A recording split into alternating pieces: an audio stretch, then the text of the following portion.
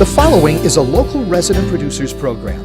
The program content is the sole responsibility of the producer and does not necessarily reflect the views or policies of CATV2, Oshkosh Community Access Television, the City of Oshkosh, the Oshkosh Cable Television Advisory Commission, or Time Warner Cable.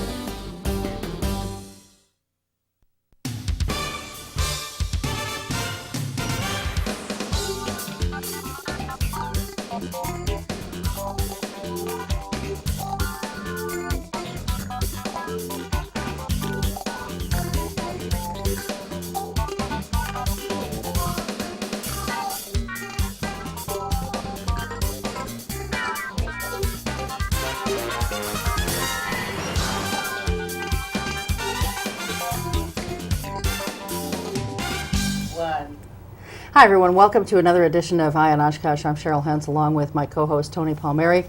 And on this particular edition of Eye on Oshkosh, we're very pleased to welcome Bob Poeschl to the show. Bob has been a guest on the show in the past for a variety of different things. This evening he's going to be talking to us about a couple of different things. Bob is a volunteer with AmeriCorps, and they have some things going on that we're going to be learning about this evening.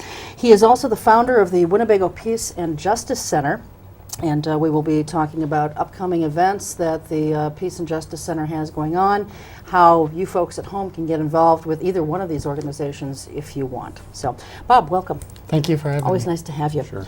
I guess maybe we should, because we've got a couple different things, maybe we should sort of divide this up and do half the show on one and half the show on the other, unless there's some projects that dovetail. I don't know. We'll find out about that shortly. But now, the Winnebago Peace and Justice Center, you're one of the founders of that. Yes. Exactly what is that?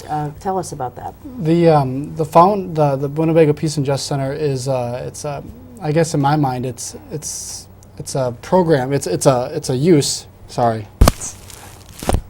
It is a resource for the community to have a safe place where they can come and organize their events, their issues, organize around their issues, and to learn how to create change.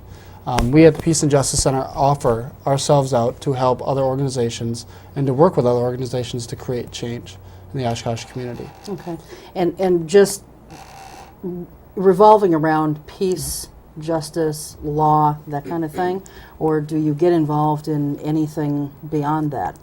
Well, peace and justice is, to me, it's an umbrella that covers that covers pretty much everything. So, but to give you an idea of what we've gotten involved in, we've gotten involved in the LGBT movement in Oshkosh. Tell folks what that is. They may not know. Most specifically, we've been involved in organizing against the same-sex ban that's been taking place as an amendment to the Wisconsin Constitution, and so we've organized rallies for that. We've organized events surrounding that. Another thing that we've organized is that sporadically over the summers we do community feedings to local homeless and to those who are poor and can't get things aren't as accessible for food for them. We have a pantry in the Peace and Justice Center. So that's a couple of the things that we do. We offer monthly potlucks, which we also one of them that falls on one of our meeting schedule nights. It's very open to the community. So. Okay. Should we talk about some of your events? Like there's a super duper mega Rama rummage sale. Yeah. What is that? The Besides rummage being a tongue twister. Yeah. I'm just going to call it the rummage sale. So the rummage sale is something that we started last year. Last summer is that we had last year was called the junk sale, community junk sale, and we kind of look at it and said, with this we get to create awareness about poverty in the community. So what we do is we work with other organizations to donate stuff to us, and we'll turn around and sell it in the park. Most times we split everything with the neighboring organization, which this time in this space it's the Campus Greens and the Oshkosh Rhythm Institute. So we split all the funds that are made from it, but at the same time we're educating the community about poverty. And so when as a receipt we'll give out stats. As a receipt of poverty in the community, specifically to Wisconsin or Oshkosh. And so this works as two things. It works as a way of grassroots fundraising for us as a Peace and Justice Center, and it works as an awareness tool.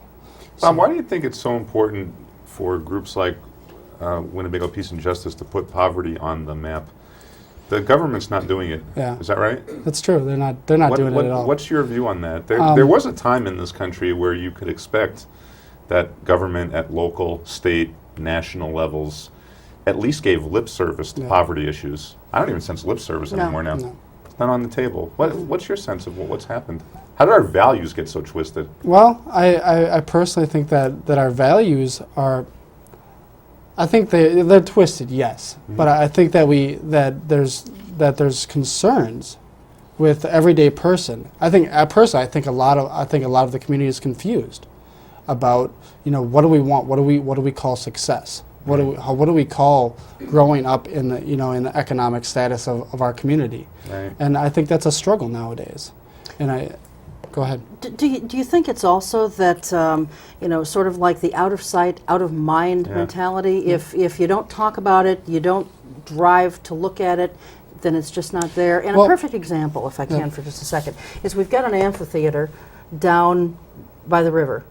But if you go just a couple blocks to the east of that, you will see some of the most depressing homes, Absolutely. run-down homes. It's a tale of two cities. Yeah, that's actually personal to me. I live in that neighborhood.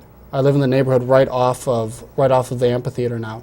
And what gets me is this idea of if it's an impoverished neighborhood, they don't have a voice.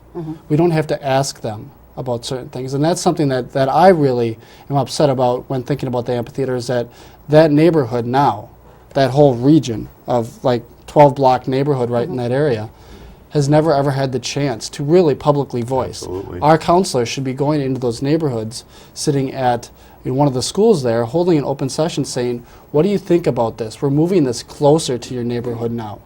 And for 10 years they've had to deal with it. And I know a lot of my neighbors are upset with that noise that's been going on there.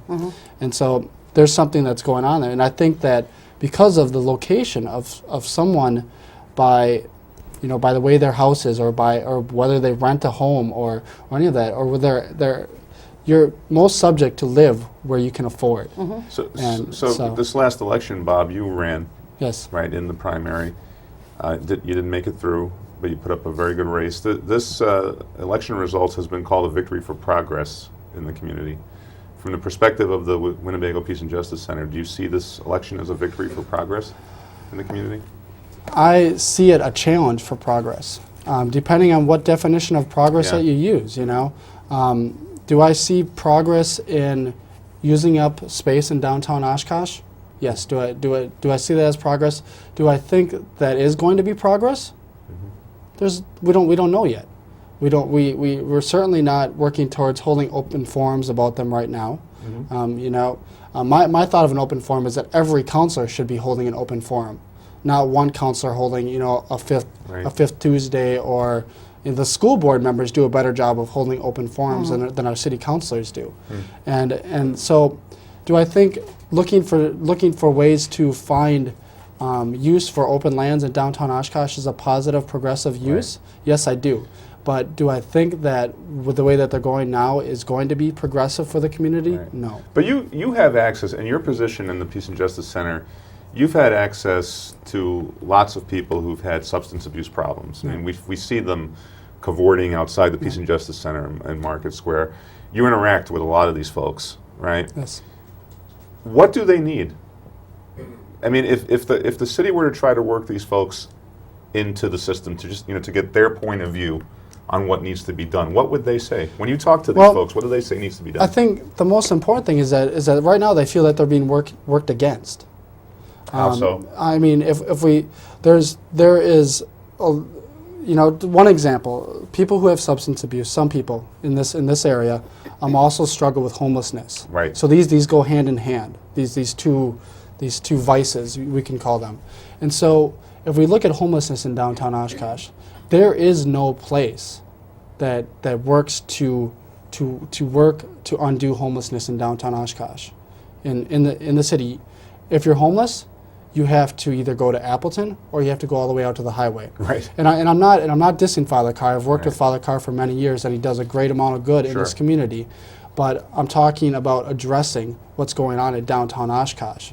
And so the fact is that if we make them, the ones who are already struggling, have to run around the city to uplift themselves, that's gonna downward spiral for them. They're gonna run out of energy for that, and that's something that I think we should make it accessible to them to want to help create change. And for us as city members, as community members, and as elected officials to help create change for homelessness and for people who are struggling in these areas. Absolutely.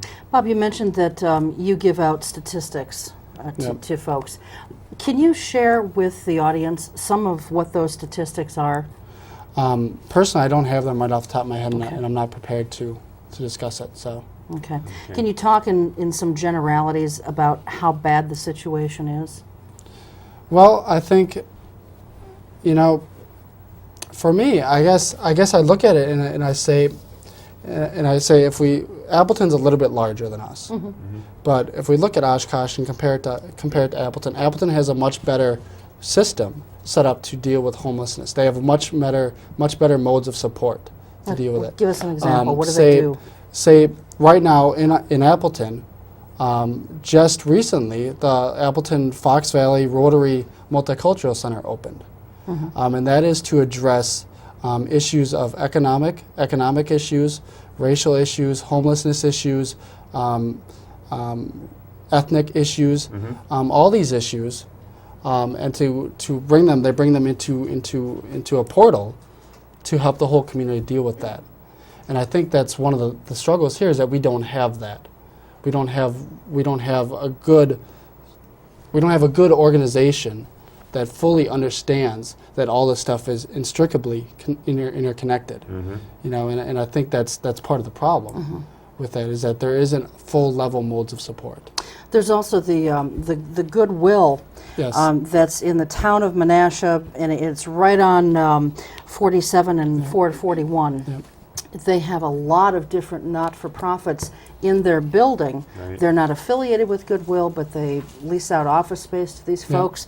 And, it's sort of a consortium, if you will, of all different types of organizations like you're talking about that people can reach out to. And there's another way that I think we're lacking here in taking care of some of these basic core needs. And I'm not saying that there isn't good organizations out there. There's some great organizations out there that do a great job. And you talk about Goodwill Industries, they're actually one of the organizations that helped found the Multicultural Center in Appleton. And so out of that also comes like Youth Worker Coalition. What do we do to uplift the youth? The next generation of our community. There's lots of things that are going on that need to be created here that'll make life a lot easier. Let's talk about youth for a couple of minutes. The Peace and Justice Center over the last few years has largely appealed to young people, is that correct? Yes. And what do you think, and by young people, we're talking about high school students, even some even younger than that, college students, generally 13 to 30-year-old range. What has been the appeal of the Peace and Justice Center to some of these folks? I think it's the idea is that we give an active avenue to be able to show dissent. I think, and for me, I think that, at least from what I can tell, is that if we can create safe avenues that don't impede on people's civil liberties, right? That it's much more open. It's much more. It creates a fellowship that doesn't close to anything. And you're right. We've had middle schoolers working with us, coming to our events, helping organize things. Right now, we have really active in our organization are 2 high schoolers, both from North, and we've like every organization, we go through people too. People come and go, and we've had kids from all the high schools already show up at our meetings and take part in our events. Well, I got to tell you, Bob, people tell me that I'm outspoken, and yet I have watched in envy at some of these young people at the Peace and Justice Center who have held up controversial signs. Yep. No sense of caution and who am I going to offend with this, and playing political games and so on and so forth. It's just passion, and this is what I believe. Do you think these young people working with the Peace and Justice Center, will that kind of spirit remain with them, do you think? I believe the experiences that you have when you're young are the ones that build build the foundation for the future. Yeah. And I know that's true with me. You know, when I was young, I was involved in controversy in high school where I went up against the school board on a certain issue, and that definitely took its place in my soul. Right. It took me a little bit longer to express that after that. 5, 6, 7 years after that, but I think that's what we're doing, is that we're laying foundations of support, of growth for the next generation. And I'm happy that the Peace and Justice Center is at the heart of that. I was just impressed, and am, because I've come to the Peace and Justice Center every now and then, and with the honesty, the integrity. They're developing the kind of people that if you ever were stranded on an island and had one phone call to make, you'd call the Peace and Justice Center, right? Yep. Because you know that these people will fight for you, for justice. And what do you see as the long term? I mean, what would you like to see happen in Oshkosh as a result of the Peace and Justice Center? I mean, is it a sense or an issue of just getting more people involved with the Justice Center, or having the values that we're talking about expand out to other people? Well, I think it's the idea is that the Peace and Justice Center is built on values. Yes, it's built on a mission statement that purports certain ideas, but we're not limited to those ideas. The idea of the Peace and Justice Center is to build community, and community means community of ideas. That we have our differences, but at the same time that we can discuss these, we can come to a consensus, and we can move forward to create change. The idea of the Peace and Justice Center is to bring community together, but also to bring them together to create change and to build grassroots change in Oshkosh. And yet we're looking at some of your literature, some of the issues that the Peace and Justice Center stands for are kind of threatening to people, right? Yes. Like alternatives to the military-industrial complex. By military-industrial complex, you mean, corporate America, weapons suppliers in bed with the government and the military. That's a pretty controversial idea, isn't it? I mean, Dwight Eisenhower came out with that in 1959-60. But what's your view on it? I guess my view on it is that we have to look at this. We have to look at this seriously, and say, even right now, we can look at this and say how many billions of dollars. It's probably even the trillions has been made because of war. It's definitely in the trillions. I guess I was referring to the Iraq War right now. It's in the quadzillions, if that even exists. For lifetime. But there's lots of money to be made at the expense of poor people. And not just poor people. We're talking labor unions. We're talking environmental racism. We're talking all different levels of problems that exist because of the military-industrial complex. And even if we were just to, in an ideal world, say, we're just going to have a standing army that protects United States soil. You mean like follow the U.S. Constitution? Yeah, just follow the U.S. Constitution. No, we can't do that. If we were to just do that and to take all that money and put it back into human services, put it back into education, we wouldn't have the debt that we're in, and we'd have a lot more equally educated people, and we'd have a lot better jobs, safe jobs in the United States. Right. In the United States is the emphasis also. But then you also say there's a prison industrial complex. Yes. What's that? I think that there's, at least from my understanding, there's a lot of money to be made by creating prisons. And if I remember correctly, Wisconsin is the 3rd or 4th highest state with prisons per capita. Absolutely. Next to, or prisoners, I should say, and maybe even prisons. Yeah. But we have, Minnesota has 3,000 prisoners, and we have triple that here in Wisconsin. So we have to look at that and say, it's also if we look at like highway budgets, for the, say for the state of Wisconsin, and we look at prisons, which some of these are actually interconnected in that, and we say, well, how much money is all this going to? I heard a couple of numbers last week. I was at a conference down in Madison for my field of communication, and a speaker, she's an expert in literacy and reading. She said that, and she cited a source, I think it's an accurate figure, 3,000 people drop out of high school each day in America. Wow. But then, after she gave that speech, I was reading the paper. The paper said we now have 2.1 million inmates in prison. Now, wouldn't you imagine that lots of those 2.1 million inmates are high school dropouts? So these things are connected, Yeah, right? Yeah. And it sounds like what you're saying, the prison industrial complex is not really motivated to solve this problem. No, it's the prison industrial complex is a creation that's meant to keep people in jail, and to make sure that cycle exists. We look for a place to take all the terrible nature that exists in our communities, and we look to lock them up in prisons. Yeah, granted, some people probably need to be in a controlled place, but there's most likely a lot of nonviolent offenders who sit in prison. Because Cheryl, I mean, if a person dropped out of high school, you're from Oshkosh. If a person dropped out of high school in Oshkosh, say in the 1950s, there were probably a ton of jobs available they could get. Sure. Right? Unskilled labor and so on and so forth. If a person drops out of high school in Oshkosh today in 2005, what is there for them? Service sector jobs. Yes. McDonald's, Burger King.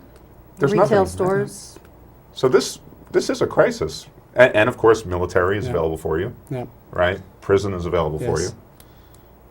Do you see a way out of this? I don't see the political parties, at least the major ones, addressing this. Well, I think personally part of that, I think some of the way out of it is to do what the Peace and Justice Center is doing, is to create grassroots changes, and to fight for that. Movements start small and then they grow. Yeah, they do. And you're right. The pressure has to come to the mainstream parties. You have a lot of the third parties that are doing a lot of good work on these issues already. Right. But you need to put the pressure on the mainstream parties right now to let them know that. And there's lots of people that do that. These issues that we've been discussing deal with many levels of how to create change, and those tactics work, and they've been proven to work. So. Right. Cheryl? One of the other issue points that your organization promotes is creating economic justice. We've sort of touched on that a little bit, but maybe you could expound on that for us. Well, creating economic justice is this idea is that we work. I mean, perfect example in my mind is that we work within local communities. This in my mind, this right now is a local community issue to me, and we can look at it other ways, also like in fair trade or in that way. But right now, we can look at this and say Oshkosh is losing thousands of jobs, and we just lost 230 jobs from the Leach Company moving north, and so. What we need to do is we need to create something. I was going to say, but at least PMI got a gift Yeah, out yeah. of it. I'm just kind of just an aside. Yep. Go ahead. But we need to create an avenue when we are developing our cities that keep jobs here, not service industry jobs that we're talking about.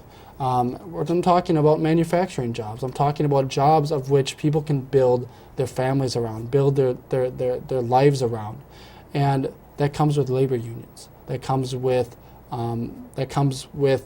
companies that also, refuse to do their work overseas. That means that those jobs come back to our community. The thing that gets me, unfortunately, the most, and I'm deeply embedded in all this because of some of the work that I do, is that,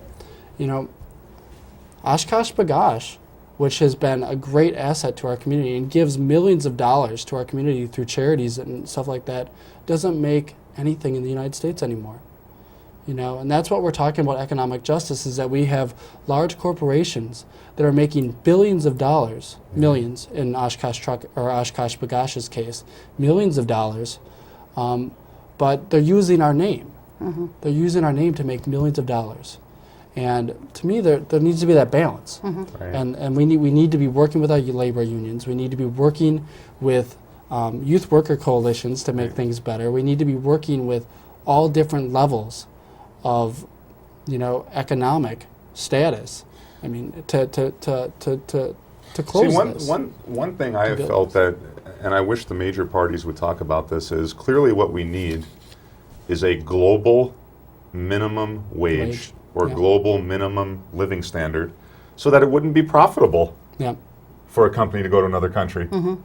But that's not the case. I mean, I agree with you, Tony. I Right. totally agree with you. But at the same time, we've got free trade, that, Right. that has made it illegal for communities like Oshkosh or even the world to do such thing, because what that does is that has given or I should say NAFTA, has given NAFTA companies and even countries under NAFTA the ability to sue Absolutely. for their losses that they might lose because Right. of that. So essentially what we've done is that we've put corporations in charge of the global economy, Right. and that's the problem.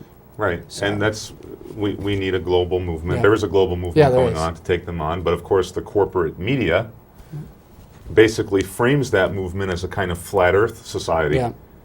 If you're against NAFTA, you're against progress. Very much like local elections. If you're against some insane development, you're against progress. You're a cobblestoner. You're a cobblestoner. It can't be that you're just searching Yeah. for a basic minimum standard for everybody. You're against progress. So I know that you're a media activist also.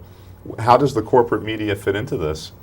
Is it possible to frame a different version of reality when you've got the Gannett's and the journal companies and all that running the media show?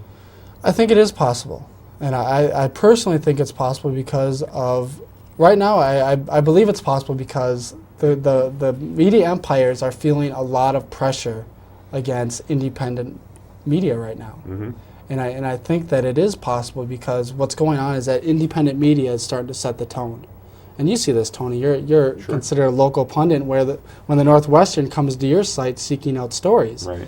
And that's what's coming. That's what's coming for the media, and the media sees this.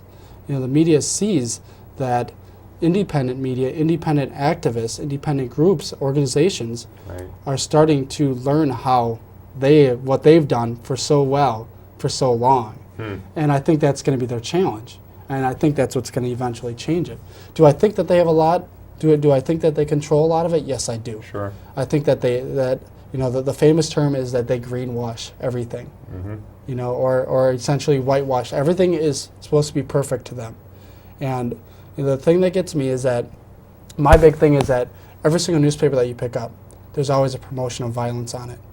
And I think that's promotion of violence? Promotion of violence. How What do you mean mean by that? Is that essentially we need to have violence on our front pages. If it bleeds, it leads kind of yes. thing? And I think that's the problem. Is that I think people have become too much in touch with that type of headline, with that type of front page of a newspaper, and I think it leads to apathy. Because I think that if we had fun stuff on the paper, and believe me, I read the paper all the way through, but I think that there's less people that read the paper in Oshkosh because there's always negative and violent images on the front page. And this is just my thing, because the readership is, roughly around 30 grand for the Right. Northwestern, roughly around that. They could have more if they actually had positive news. Do you think so? Yes, I believe. See, I don't think that would be the case, Bob, really. I mean, that would be a great thing. Yeah. But, I mean, there have been publications in the past, TV stations in the past that have tried the happy news kind of thing, and their circulation or their viewership just dropped off. I mean, it started heading south real fast. It almost seems like it's more that we're a society of, we want the titillating things. We want the things no matter how gory. I mean, that's why horror films do so well at the box office. It's our own mentality, I think. Well, as and a at the same society. time, I guess my comment is that our media feeds that then. And I think that's something that and I think that's also where it's gonna be what's gonna undo them also, is that you're starting to have this really positive movement, really positive. I mean, if we look at this from the 60s and 70s, Right. the peace movement that exists, a peace and social justice movement that exists in the globe right now, is positive and it's strong, and it's stronger than it's ever been before. Partly because of independent media. It's linked everyone. It's linked everyone. And I can hear about struggles that are going on in Ecuador, just by going on the internet right now. Right. And so we're linked more. And I think that leads to is that with local papers like that, I think that's why they do that. Is that if they know that violence keep someone to read. I'm turning on my comment already, but if they know that someone is prone to reading violence, they're going to put violence on there. And they know that if someone, it's going to keep them from going to the independent media because it's not showing violence. It's showing positive grassroots action, which sometimes can be extremely violent. Bob, you've been the leader of the peace movement in Oshkosh, to the point where you won the Martin Luther King Award, and you were awarded Youth Peacemaker of the Year by the Wisconsin Network for Peace and Justice. And I opened the paper the other day, and now we have more than 50% of Americans that say that the Iraq War was not worth fighting. We're over 50% now. Do you think that number is a result of what the peace movement has been doing, or just the fact that the situation on the ground has not gotten any better? In other words, my real question is, do you think the peace movement has had an impact in the way Americans are looking at this war? I do. I do, because I believe that the anti-war movement of today has its roots all the way back to, the Gore-Bush bamboozlement of America. When Bush stole the election from Gore. To some extent, if someone believes that can be debated. But it has its roots back to that. People started mobilizing against stuff because we as activists saw that our country was going to take steps in directions that we didn't think were going to be suitable for our country. And so it started back then. And so I think that what has gone on is that the peace movement has grown to be such a strong movement. And it's not just a peace movement anymore. It's a social justice movement. It is a fair trade movement. It is NAFTA. It is everyone on the board who goes out and works for peace and justice in communities around the world have come together to organize against the war in Iraq. And did we when I started organizing this stuff in Oshkosh, did I think that I was going to stop the war in Iraq? I didn't think that I would stop anything. But all I wanted to do was start creating change. And I think that's part of it. Let me play devil's advocate in support of the war for a second. Suppose Al Gore had gotten elected in 2000, So just suppose. We probably would never have gotten into an Iraq war. But on the other hand, there'd probably still be 5,000 Iraqi children dying a month from sanctions. I mean, as a peace activist, and as someone who's striving for economic social justice, do you think the Iraqis would have been better off? I mean, we know things have gotten very bad over there, but things were very, very bad under Saddam, and not just because of him. Those sanctions were brutal and horrible. Neither Al Gore nor John Kerry would have ended those sanctions, right?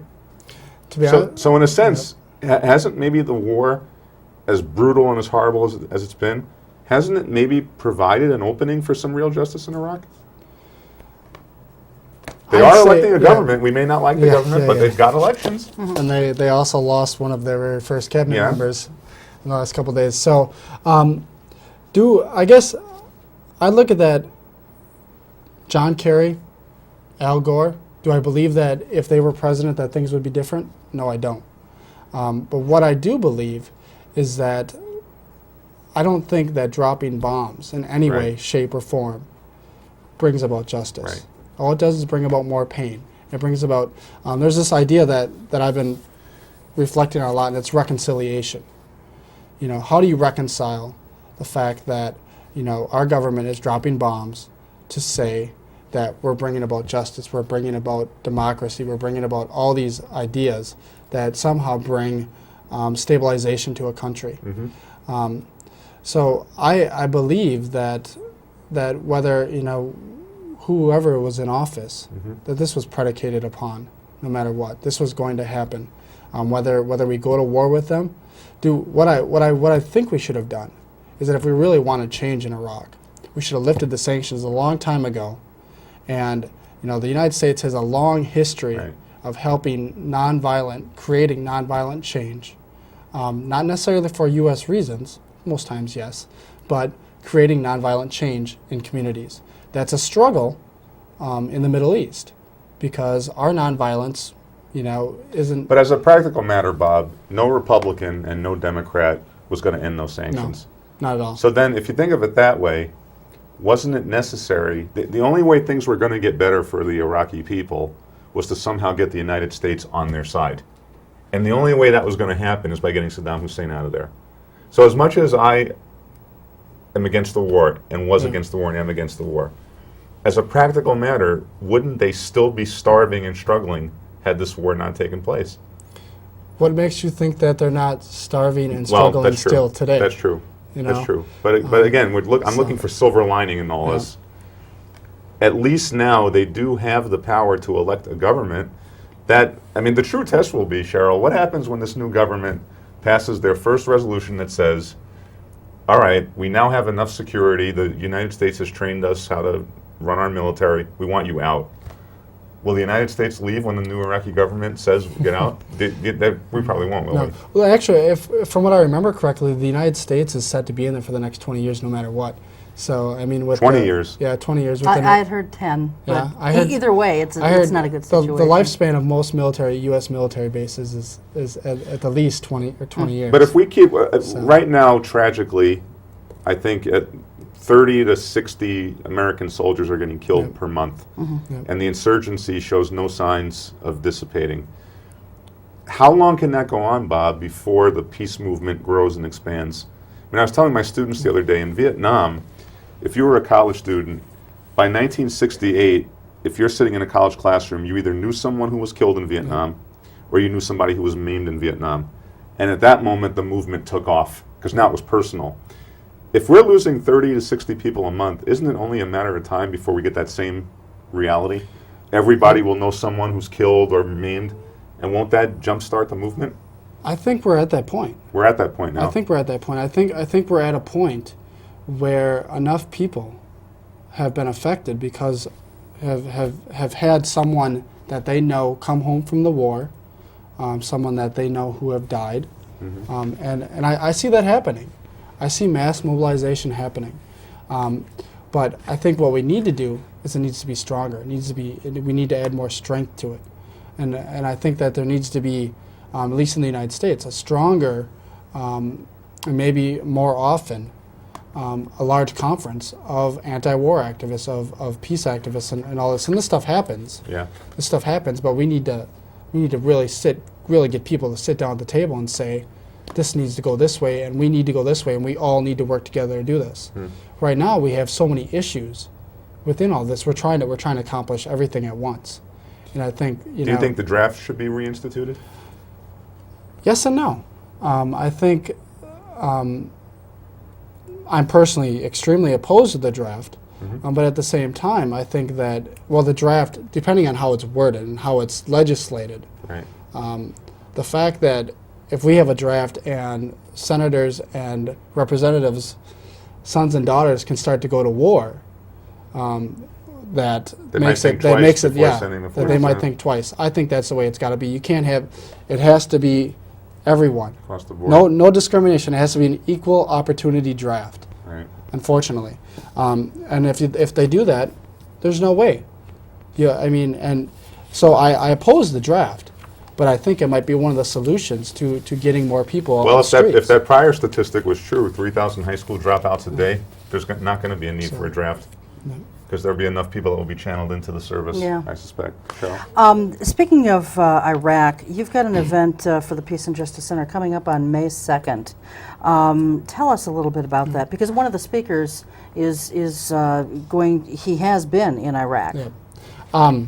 That's actually not our event. I was promoting that event for the UW Oshkosh Institute for Religion, Violence, and Memory. Okay. And it's being put on by Jeffrey Kaplan and a couple students. Good guy. It's a great event. It's a apolitical event that sits down with 4 veterans, 2 of them of the Gulf War, of the first Gulf War, and 2 of the previous of the current Iraq War, and they sit down and they ask the soldiers about their experiences, about their thoughts. And it's a unique event because the addition of Jason Moon, who we're discussing, is an anti-war activist. He's a peace folk musician. He's been on the front lines. He's even been on the front lines in his camos, which is can be his court-martial material. He's a very audacious person, and he stood out before. He even though he opposed the war, he still said, "I signed up to protect my country, and I'm going to fulfill that agreement that I have with my country." Right. And so he went to Iraq, and he served in Iraq, and he came back with an extremely different story than a lot of the things that we're hearing in the mainstream news. So. Okay. Yeah, a frightening story. Right. We have on the Eye on Oshkosh website, and Tony, I think you probably promote some of this stuff on yours, TonyPalmeri.com. If anyone's interested in learning about some of these events, finding out more about the Peace and Justice Center, what have you, just go to any of our websites. Bob, you have a website as well, or no? We're working on our website. So. Okay, all right. I want to talk about AmeriCorps now, because you are a volunteer with AmeriCorps, and AmeriCorps has an event coming up, and I'm searching for it, on May 14th. It's the Oshkosh Shantytown Grand Opera Square.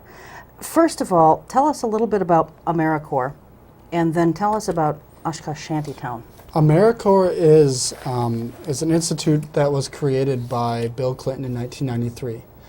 Basically, it is, hold on here. It's basically the community version of, it's the American version of the Peace Corps. And so basically what it does is it works to support people and organizations by utilizing citizen service as a strategy to meet community needs, primarily in education, homeland security, and other areas. Okay. So. All right. Now, the Shantytown, as I mentioned, that's going to be coming up on May 14th. It will be in Grand Opera House Square, or Grand Opera Square, whatever the name of that square is downtown. Peace Plaza. Peace Park. Peace Park. Tell us about what this event really is, and what the message is that you're trying to get out, and the awareness that you're trying to create. Well, this is a practical way of getting the youth in Oshkosh to understand what homelessness is, and more specifically what homelessness is due to war and disaster. Perfect example right now, we should be looking at the tsunami that happened on December 26th. What if someone were to experience that, to have to live through that, to live through the idea of losing absolutely everything that you have, maybe even family? What is their response to that? What is their response to that disaster? And it is a shanty town. Not necessarily a cardboard shanty town, but not limited to it. The idea of a shanty town is that you take what you find to build a home, and then you build your foundation that way. Okay. And it's all this is about building foundations of change, about how we look at homelessness, how we view homelessness. Everyone wants a home. Everyone needs a family. But we're talking about building a foundation. That's what this is. Shantytown is about teaching these children, and not just children, I should say youth, all the way along, because we're promoting it to elementary, middle school, and high school, and even college students. And it's this idea is that we're trying to promote to them that they're no different than us. They have the same ideas and values as us. You and I and them all really, really want to have a home and have a family and to work together to create a community. And that's what it's about. What will people see if they go down there on that day? What they will see is that they will see community members working together to create homes out of cardboard boxes. We've had cardboard boxes donated to us from Van Vrede's and Castle's, and the children and their parents. Every child needs, if you're under 18, got to come with a mom or dad. So child and their family will be creating a home out of cardboard. So it'll be your place to sleep for one night. And then besides that, we'll have we'll be doing a realistic feeding. What is that? We'll be feeding probably something that is something very basic, something very nominal. You're not going to get a lot of food, but you're going to get some food, enough food to get you through the night, and if we're lucky, to get you through the night. Because in all reality, some of these people aren't that lucky. if you're experiencing a lot of this detriment, a lot of problems. So you have that, and so we're also adding an entertainment component to it to some extent, where we've asked Mark Powers to come in, he's a local drum teacher, percussion teacher, and he's going to do a recycled drum workshop where he takes pots and pans and recycled items and does a workshop with it and talks about his travels and talks about how percussion is, something that's really unique and it serves as a way out.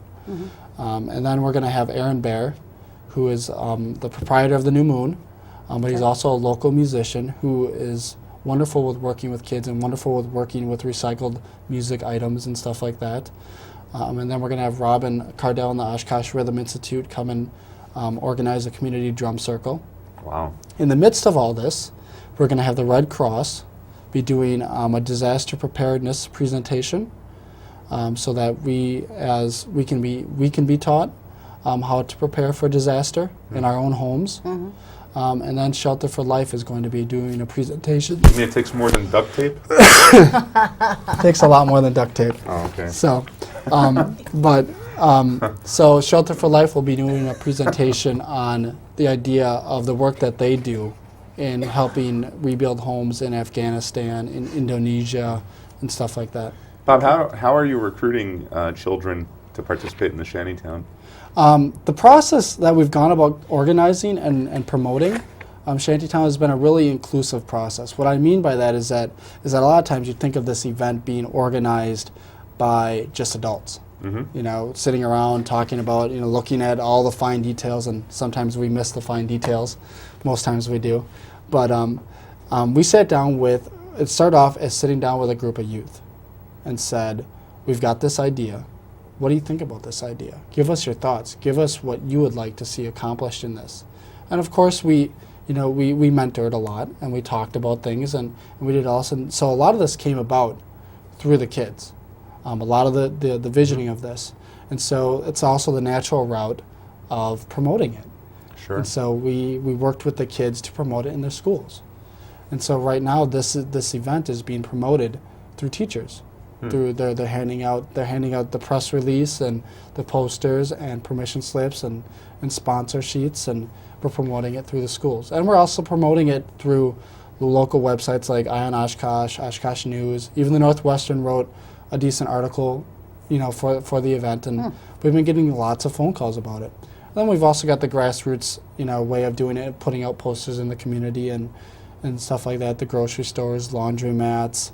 Local restaurants and stuff like that. How many people do you hope to have involved in this? Well, if you think, we can look at it this way. At Smith School, we've got probably roughly around 30 kids. So each child needs to bring a parent. If not, some child will bring both their parents. So if we take 30, times that by 2, that's, 60 people. So we have the ability to be doing this to a lot of people, to holding this event to a lot of people. And I guess our main thought is that we're not even sure if the park's big enough to hold the whole event. Right. Because it's a pretty small park with a lot of open area, but 200 people in that park is a lot of people, especially when you add in cardboard boxes for homes and stuff. So now this will clearly dramatize the problem of homelessness. Yes. But is there a long-term goal for this? My thought, the first long-term goal is to make sure that this happens for another year, is to keep this going. And what I'm doing as kind of the main organizer on the project is I'm keeping thorough notes for the next year's committee. And I'm putting down ideas of maybe we should do this for next year, or try this or that. And I think the sustaining of this event from year to year really happens. It'll only come about from the cooperation of community organizations and community businesses. And we found that this year that's working really good. And I think a lot of it is too is that we're doing this really grassroots. We have no budget for this, none. And so everything that has been done here for this event has been donated. And it's a struggle, but it's also a really good struggle because you see the greatness of the Oshkosh community coming together to promote such an event. So there's lots of really good things that are happening from this, and I'd like to see it happen. So no AmeriCorps money gets used for this? None. I guess AmeriCorps money in my work, in my blood, sweat, and tears, a little bit in that sense. But no one's getting paid for it. There's no budget for it at all. So, is this the first year the shantytown's been done in Oshkosh? it was gonna go on last year at around the same time, but there what it was is that it got canceled because of there was like 3 days of thunderstorms. Yeah, I remember that. Okay. Really bad thunderstorms, so they canceled it.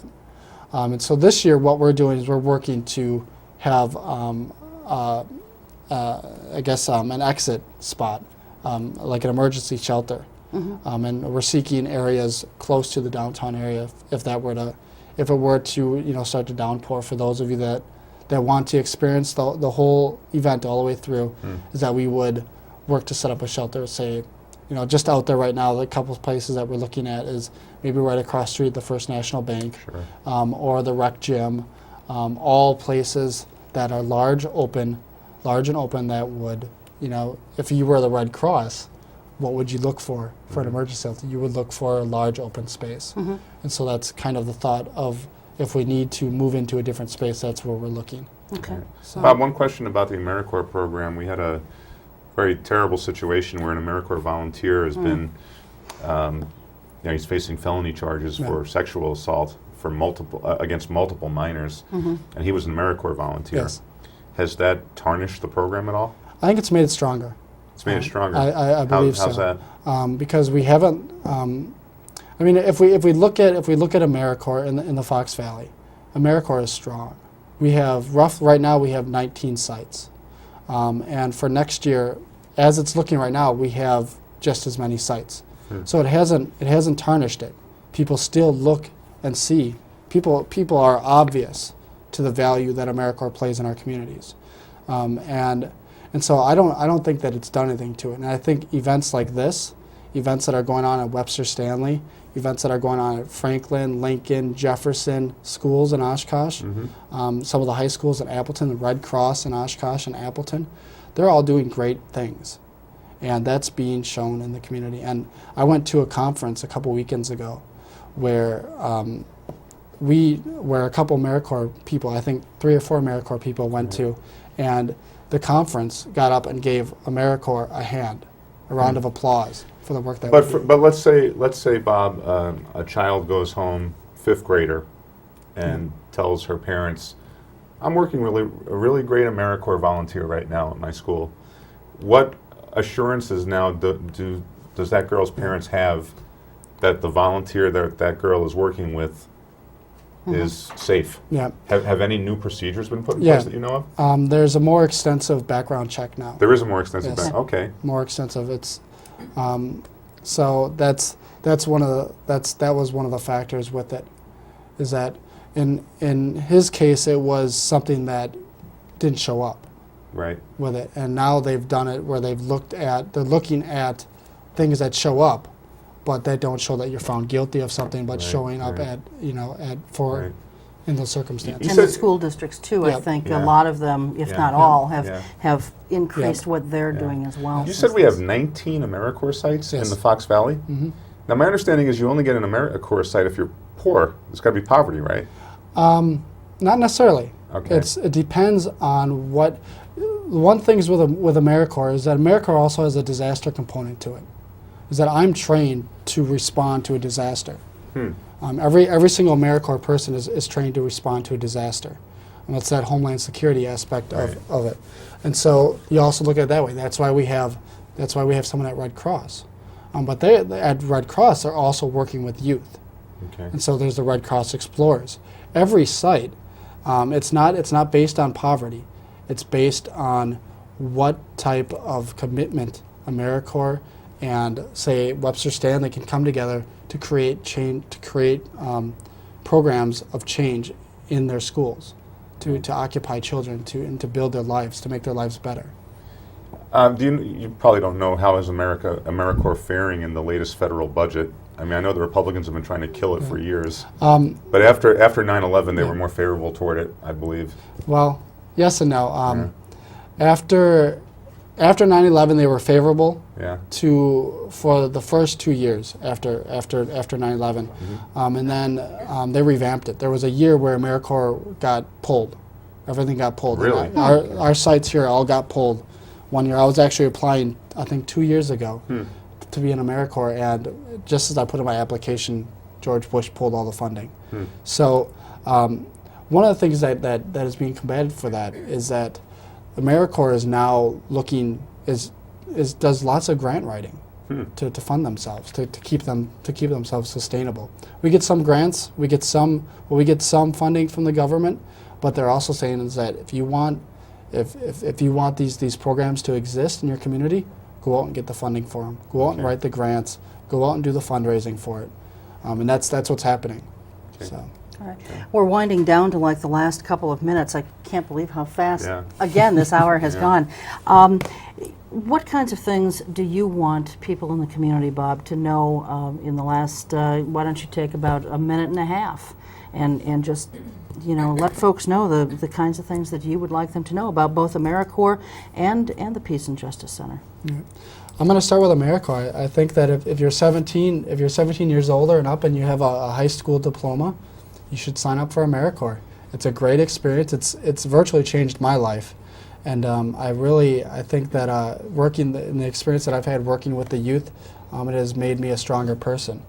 So I would suggest that anyone that wants to look into something after high school or in college or outside of college to look into AmeriCorps. It's a great experience, and it looks great on a resume too, so it helps you out in many different ways. Okay. The Peace and Justice Center, I think that the first thing that every Sunday at 6 o'clock we have a Winnebago Peace and Justice Center meeting. This is a meeting where we discuss what we're working on, what we want to accomplish, and then we have different committee meetings throughout the week. So if you want to get involved and you want to find out what's actually going on, come on Sundays at 6 o'clock. Actually, this Sunday we have a potluck. We'll be discussing, we'll be eating food together, and we'll be watching a movie on Democracy Now!, which is a great independent media source. If you all know this, right. So that's a little bit about what we're doing, and I think what we need is everyone's ideas. No idea is all ideas are what we need, and we need to work them out. So. Terrific. And of course, if people want information on either organization, they can contact you at bob@bobpoeschl.com. That's your email address. Yep. Or they can just go to, Peace and Justice Center. Do they have a website? We're working on a website. It's the next week it should be too? www.pjc.net. Okay. All right. Very good. Well, thanks so much for being Great. here. Thank you for having me. You can always check things out on Tony's website or on the Ion Oshkosh website, too, for dates, times of the various events. So, Bob, thanks again for being here. It's been a real pleasure. Tony, as always, thanks to you. Thank you. Thank you for welcoming us into your home once again, as you do each and every week. We'll see you next time. Until then, take good care. Keep your eye on us. We've got our eye on Oshkosh.